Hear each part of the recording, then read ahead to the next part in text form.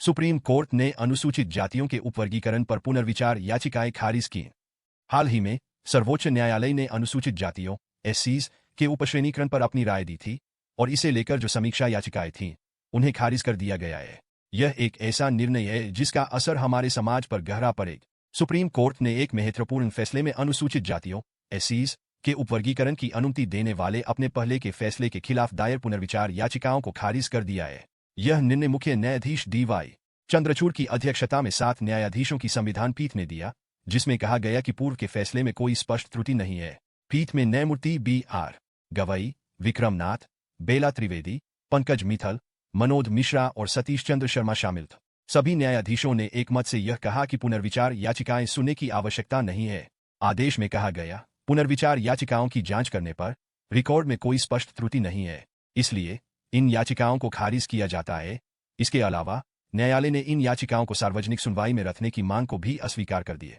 1 अगस्त 2024 को supreme court ने कहा था कि राज्य संविधान के तहत अनुसूचित जातियों में उपवर्गीकरण करने के लिए अधिकृत है, जिससे सामाजिक और शैक्षणिक दृष्टि से पिछड़े जातियों को आरक्षण मिल सके। हालांकि कोर्ट ने यह भी स्पष्ट किया कि उपवर्गीकरण के लिए मात्रात्मक और प्रदर्शनीय डेटा की आवश्यकता होगी, न कि मनमानी या राजनीतिक कारणों पर। यह फैसला 2004 में ईवी चिन्नैया बनाम आंध्र प्रदेश राज्य मामले में दिए गए एक 5 न्यायाधीशों के बेंच के फैसले को पलटता है, जिसमें शेड्यूल्ड कास्ट को एक समान वर्ग माना गया था।